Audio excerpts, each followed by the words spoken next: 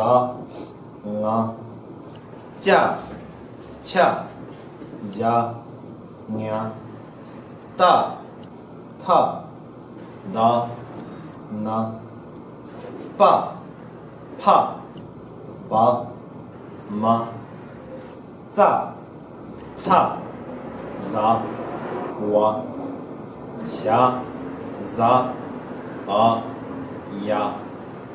ra, la, 下、sa、哈，暂时的音。这个音，以前我们华人都不太会发这个音，因为华人老师没有学。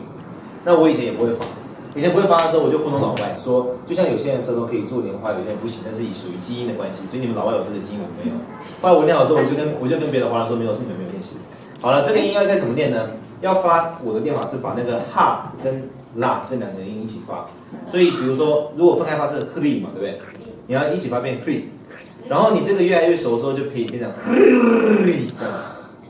这是要学范文的一个基础。这个念好之后呢，就关系啊，为什么？我不知道，本来就不知道，就是不懂啊。这个关系发从子是嘛 ？she 对不对？不是念 she， 是念 hree。它这个其实是藏文的问题哦。因为如果你用藏文去读，它这个是它这是外来语，范文的变音。 所以，如果你用藏文逻辑去读的话，没有错，哈拉达沙提鲁西没有错，但它其实不是这个意思，它是范文的变音，所以它是哈跟拉一起发的意思。hree， 那你们现在是不是还没放？还有很多，其实像这种，还有benza，这种，就我们怎么念？benza， 对不对？不往后面的读，其实不是念 benza， 是念巴兹吧？ 我要知道，它其实不是，如果你藏文发音没错啊，巴扎没错啊，这个念巴，这个念扎，巴扎没错。可是它其实发音不是这样，它其实是要用范文发音来念，所以是这个念发瓦的音。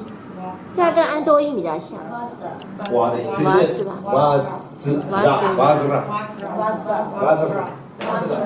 这是怎么念？背吗？没有错。但是要念巴兹嘛？其实不是，是念巴嘛。巴兹嘛。所以理论上来说，真正的连字做的发音应该是啊，听我听，注意听瓦兹拉咕噜巴特玛西等等。理论上发音应该是这样，它还有长短音的关系。会不会背要比较长格一点。西玛呢？啊要发长一点，因为它下面有一个。有个小 r 是长音。是长音。瓦兹拉咕噜巴特玛西